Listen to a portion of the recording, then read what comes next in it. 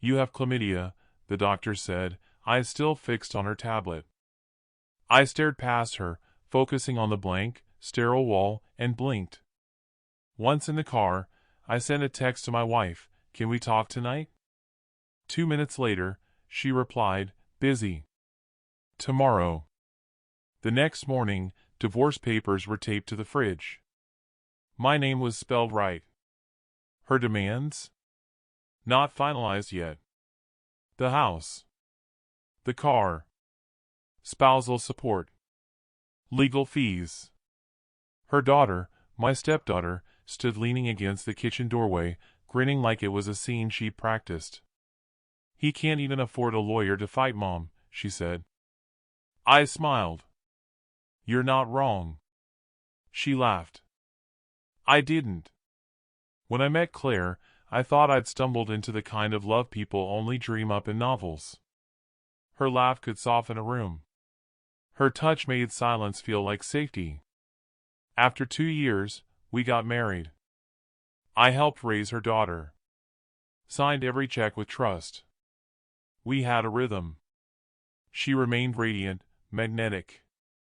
I stayed grounded, faithful. She used to tell her friends I was too good for this world. I took that as something meaningful. The signs came quietly. First, her phone flipped face down during dinner. Then, texts she didn't respond to out loud, but smiled at when reading. She laughed less with me, and more when I wasn't around. The perfume she wore to yoga lingered like a cheap performance. I didn't call her out. I observed. She stopped using our shared credit card. So I followed her trail on Venmo. 2 hotel names kept popping up. Then came the burning. The clinic confirmed what I'd already suspected. When I asked her, calmly, about splitting up, she didn't blink. "It's just not working," she said. "And the house was always mine." "You knew that." I didn't argue. I nodded.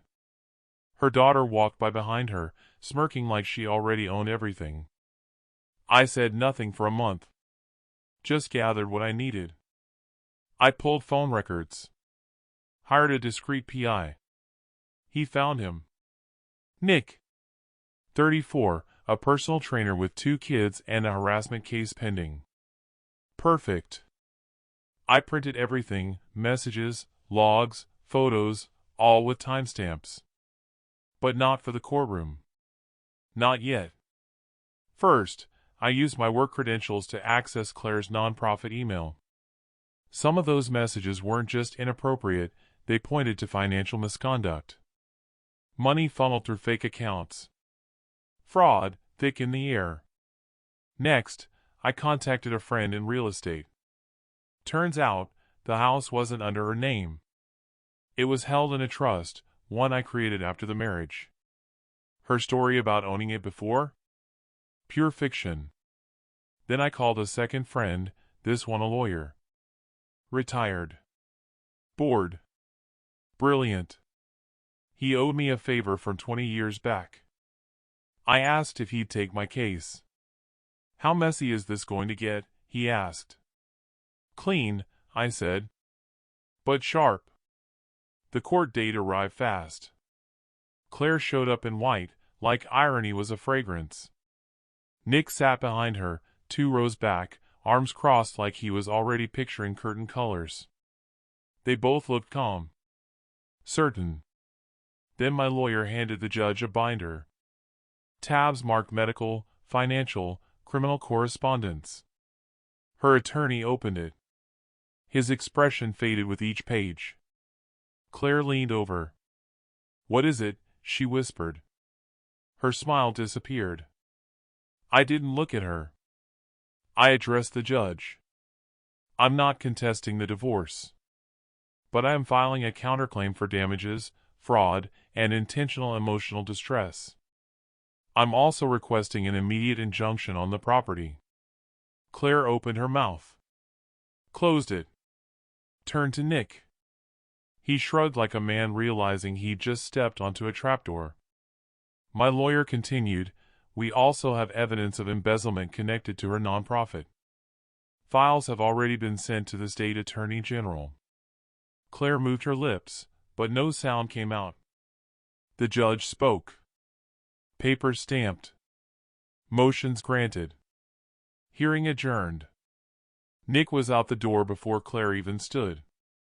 The house is quiet now. She left nothing but perfume and unpaid balances. She called once. I didn't pick up. She emailed. I archived it. Her daughter posted a photo 2 weeks later. Caption, new place. New chapter. 1-bedroom unit. Mattress on the floor. The nonprofit was shut down, pending investigation. The board released a statement citing gross misconduct by upper management. Last I heard, Nick fled the state. Another harassment charge caught up with him. I didn't celebrate. I cleaned the guest room. Planted new grass. Painted the mailbox. Some victories don't need applause. Just quiet. Last week, I passed Claire in the grocery store. She looked older. Smaller. She wouldn't meet my eyes. Her daughter walked beside her, holding a basket full of clearance items. She glanced at me and scoffed, bet you're real proud of yourself. I smiled. You're right. And walked past them like they were never part of my life.